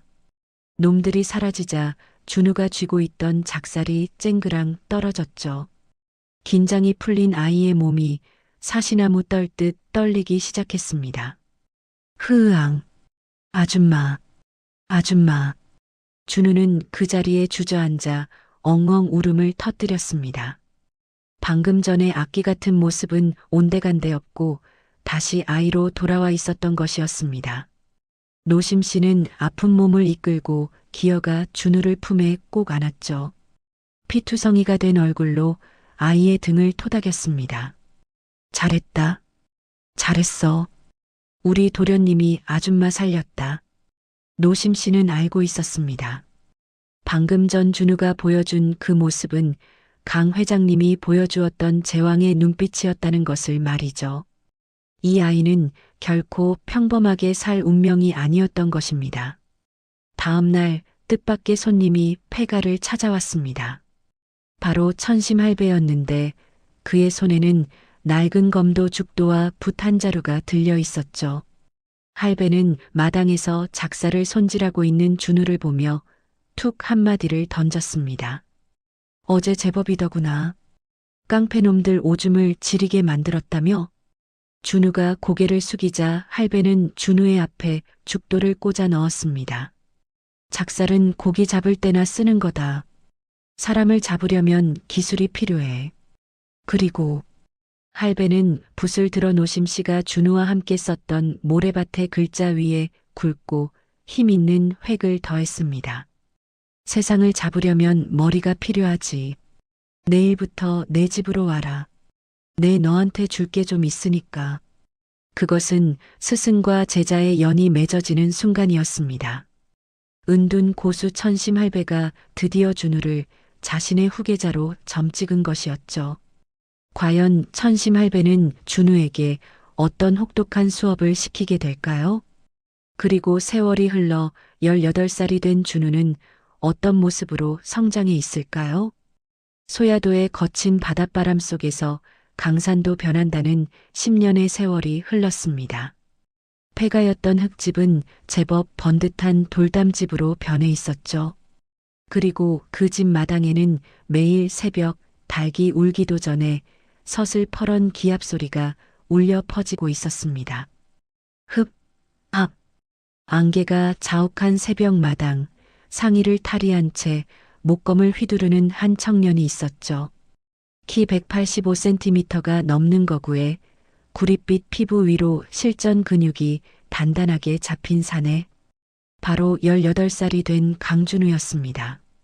그의 몸에서 10년 전 갯벌에 빠져 울던 유약한 꼬마의 흔적은 찾아볼 수 없었습니다.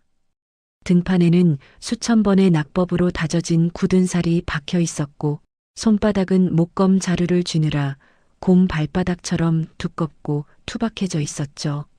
하지만 가장 많이 변한 것은 바로 눈빛이었습니다.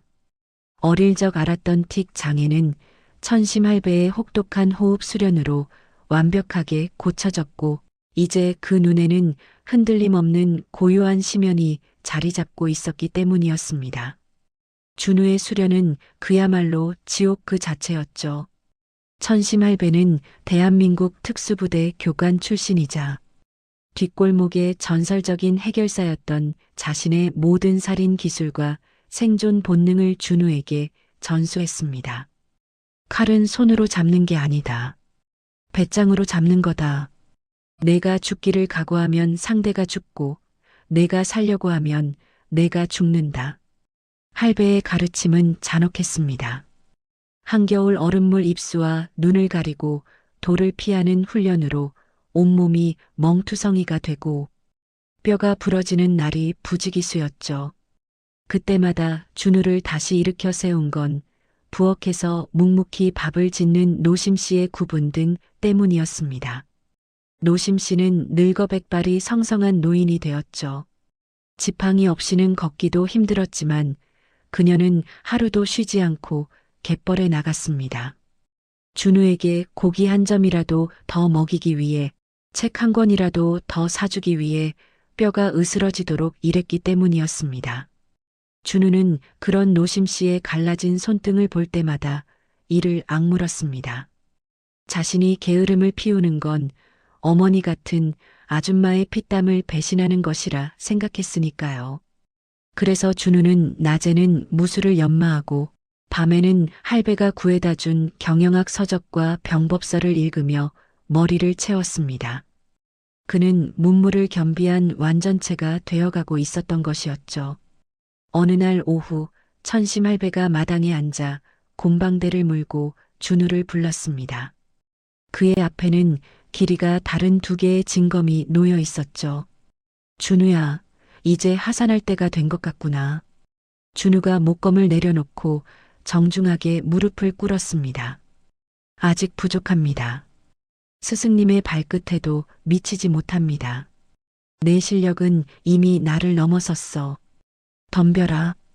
오늘이 마지막 수업이다. 할배는 자리에서 일어나 징검 한 자루를 준우에게 던져주었습니다. 그리고 자신도 검을 뽑아들었죠. 10년 만에 처음으로 갖는 징검 승부였습니다.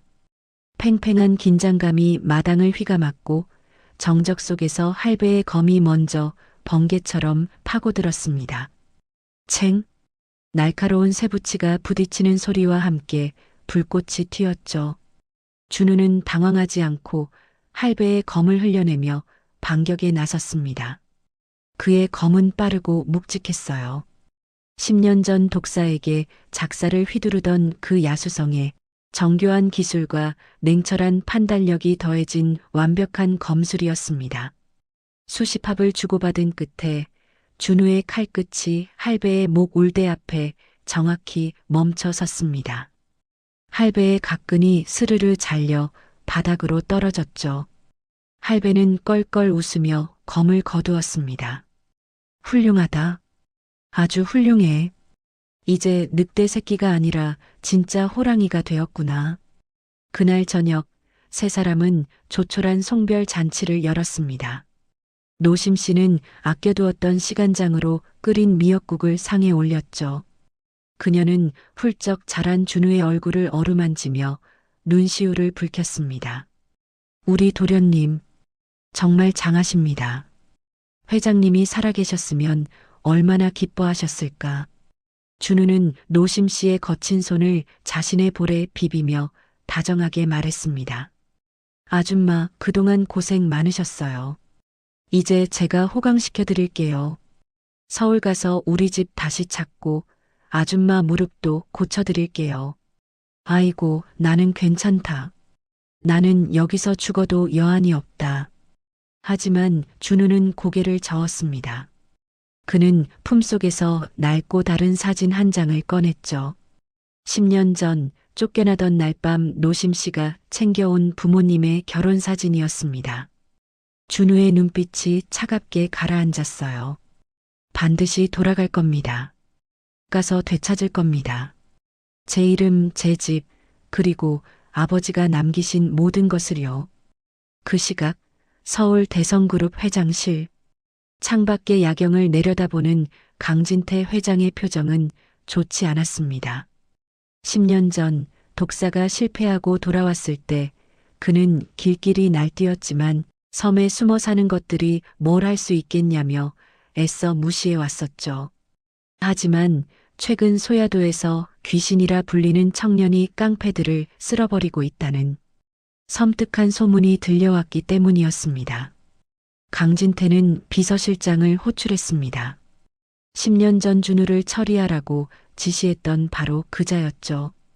비서실장, 소야도 쪽에 사람 좀 보내봐. 쥐새끼들이 아직 살아있는지 확인해. 회장님, 설마 10년이 지났는데. 확인해. 내 눈으로 시체를 보기 전까진 아무것도 믿을 수 없어. 만약 살아있다면 이번엔 실수하지 말고 확실하게 처리해. 강진태의 눈에 다시 한번 살기가 돌았습니다. 하지만 그는 모르고 있었죠. 자신이 얕잡아 보았던 그 쥐새끼가 이제는 자신의 숨통을 끊어놓을 거대한 맹수가 되어 서울로 향하고 있다는 사실을 말입니다. 다음 날 아침 준우와 노심 씨는 짐을 꾸려 선착장에 섰습니다.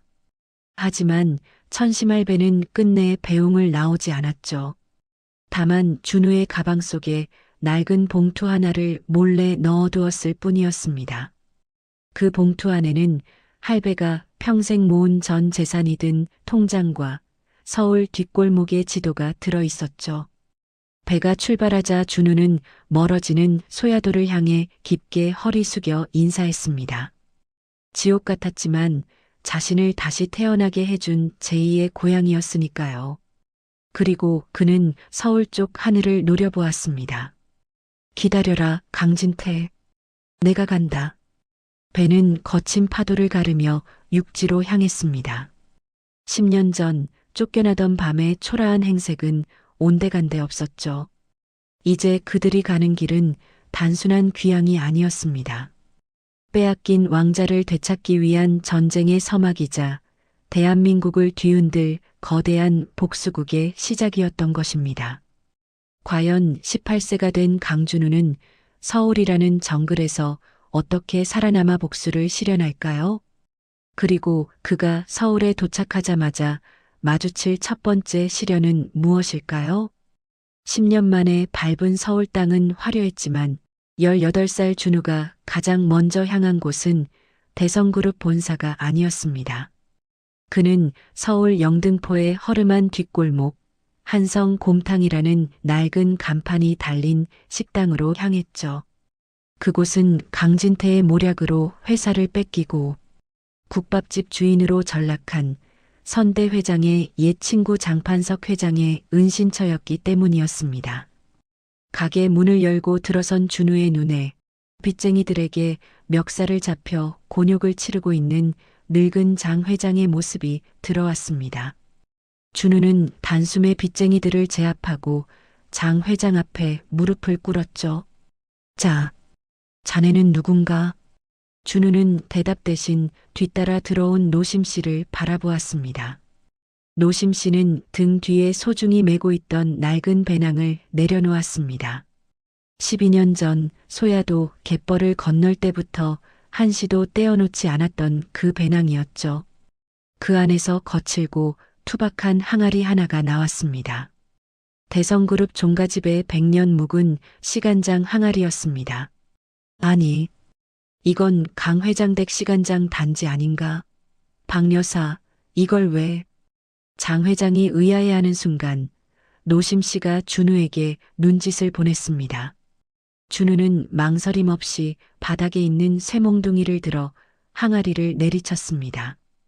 와장창, 날카로운 파열음과 함께 항아리가 산산조각 났습니다. 검은 간장 덩어리들이 사방으로 튀었죠. 그런데 깨진 항아리 바닥, 겹겹이 쌓인 비닐 뭉치 속에 숨겨져 있던 서류 봉투 하나가 모습을 드러냈습니다. 12년 전 노심 씨가 쫓겨나기 직전 강 회장의 금고에서 몰래 꺼내 항아리 깊숙이 숨겨두었던 진실이었죠. 준우는 간장 얼룩이 묻은 서류 봉투를 집어 장 회장에게 내밀었습니다. 아버지의 진짜 유언장, 그리고 강진태가 조작하기 전에 원본 유전자 검사 결과지입니다. 아줌마가 목숨 걸고 지켜온 칼자루입니다. 어르신, 이 칼을 휘두를 수 있게 도와주십시오. 장 회장은 떨리는 손으로 서류를 확인하고는 오열했습니다.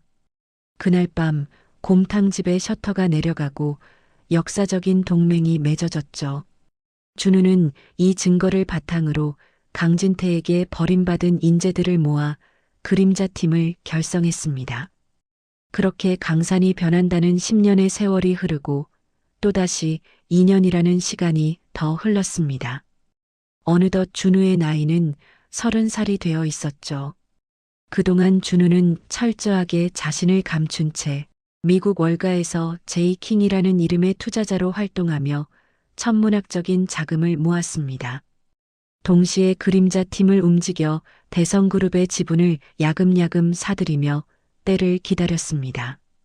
항아리 속 증거는 가장 결정적인 순간에 터뜨리기 위한 마지막 폭탄으로 아껴둔 채 말이죠. 그리고 마침내 결전의 날이 밝았습니다. 대성그룹 본사 대회의장. 오늘은 강진태 회장의 연임을 확정짓는 임시 주주총회가 열리는 날이었습니다. 회의장은 수백 명의 주주와 기자들로 발 디딜 틈이 없었죠. 존경하는 주주 여러분, 오늘부로 우리 대성그룹은 글로벌 기업으로 재도약할 것입니다. 저 강진태를 믿고 강진태의 연설이 절정에 달하려던 순간이었습니다. 쾅! 거대한 굉음과 함께 굳게 닫혀있던 회의장의 양쪽 문이 박살날 듯 활짝 열렸습니다. 수백 개의 시선이 일제히 문 쪽으로 쏠렸죠. 누구야? 감히 여기가 어디라고. 강진태가 고함을 쳤지만 문 안으로 걸어 들어오는 사람을 본 순간 입이 떡 벌어지고 말았습니다. 이탈리아 장인이 만든 최고급 네이비 슈트, 좌중을 압도하는 서늘한 눈빛, 30년 전 선대 강일석 회장을 쏙 빼닮은 30살의 강준우가 그곳에 서 있었기 때문이었습니다. 늦어서 죄송합니다. 이 회사의 진짜 주인이 오느라 시간이 좀 걸렸군요. 준우의 목소리가 장내를 압도했습니다. 강진태는 사시나무 떨듯 떨기 시작했죠. 너, 설마. 오랜만입니다, 숙부님. 12년 전 쉰 밥을 던져주며 다시는 돌아오지 말라고 하셨죠? 하지만 저는 돌아왔습니다. 준우는 단상 위로 성큼성큼 걸어 올라갔습니다. 강진태의 경호실장이 된 독사가 몽둥이를 들고 달려들었지만 준우의 주먹 한 방에 명치를 맞고 거품을 물며 쓰러졌습니다. 준우는 쓰러진 독사를 넘고 지나가 강진태의 코앞에 섰습니다. 자, 잠깐. 준우야, 오해가 있다. 이건 다 널 위해서. 강진태가 뒷걸음질 치며 비굴하게 목숨을 구걸했습니다. 준우는 품속에서 간장 얼룩이 희미하게 남아있는 낡은 서류 봉투를 꺼내 강진태의 얼굴에 패대기 쳤습니다. 오해? 이 안에 당신이 10년 전 유전자 검사 결과를 조작한 원본 서류와 아버지가 남기신 진짜 유언장이 다 들어있는데도 오해입니까? 우리 아줌마가 12년 동안 항아리 속에 숨겨서 지켜온 진실입니다. 서류들이 눈처럼 흩날리며 바닥에 깔렸습니다. 기자들이 하이에나처럼 달려들어 증거들을 찍어댔고 주주들은 야유를 퍼붓기 시작했죠. 준우가 강진태를 향해 천천히 다가갔습니다. 그의 눈빛에서 뿜어져 나오는 살기는 실로 엄청난 것이었습니다. 오지 마. 오지 말라고. 강진태의 동공이 지진이라도 난 듯 흔들렸습니다. 그의 눈에 준우는 저승사자처럼 보였던 것입니다. 극도의 공포감이 그의 뇌를 마비시켰죠. 쪼르륵. 정적이 흐르던 단상 위에서 기이한 물소리가 들려왔습니다.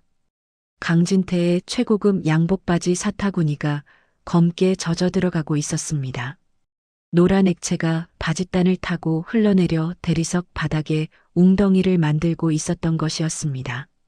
세상에, 회장이라는 사람이 겁에 질려서 바지에 지린 거야? 객석에서 경악과 조소 섞인 비명이 터져 나왔습니다. 강진태는 수치심과 공포에 다리가 풀려 그 자리에 주저앉고 말았습니다. 자신이 밟아버리려 했던 조카 앞에서 가장 추악하고 부끄러운 꼴을 보이고 만 것이었죠. 준우는 코를 쥐며 싸늘하게 내려다보았습니다.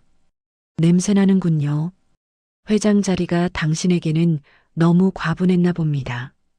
기저귀부터 차고 오시죠. 그때 검찰 수사관들이 들이닥쳤습니다.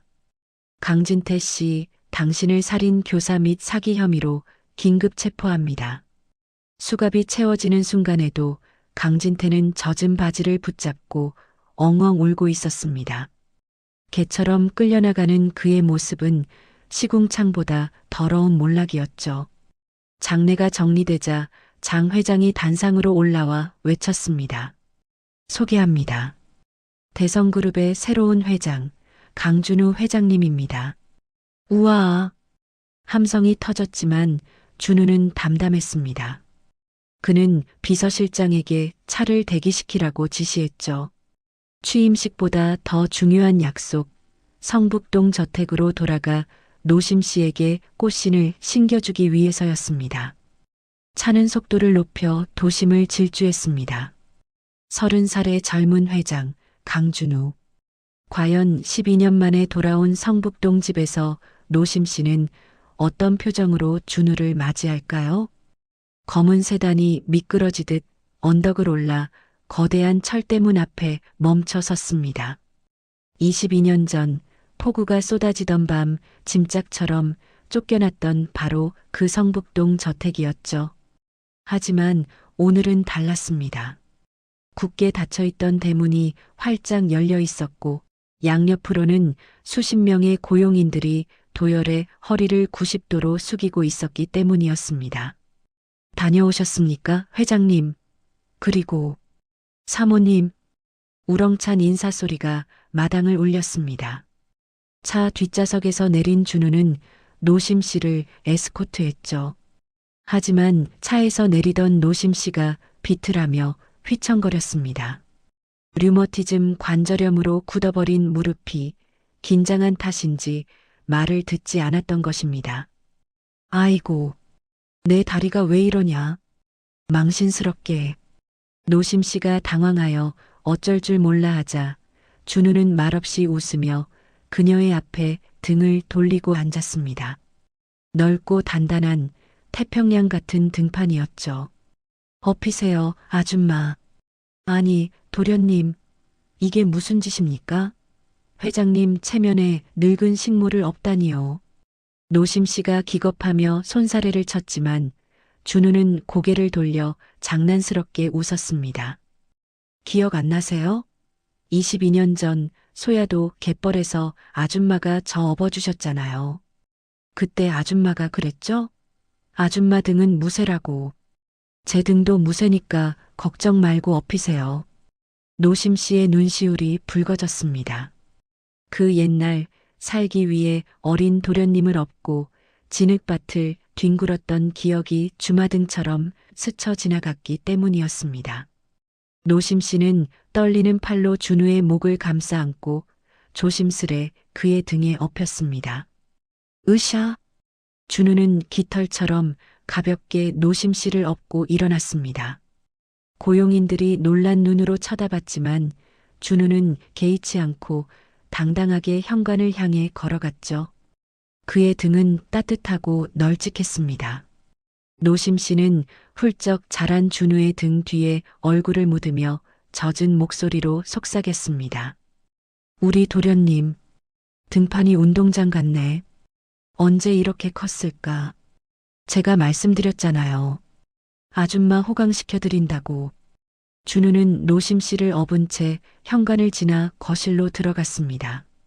그리고 과거 강진태가 앉아서 거만하게 굴던 이 집에서 가장 높고 편안한 회장님의 소파 상석에 노심 씨를 조심스레 내려놓았죠.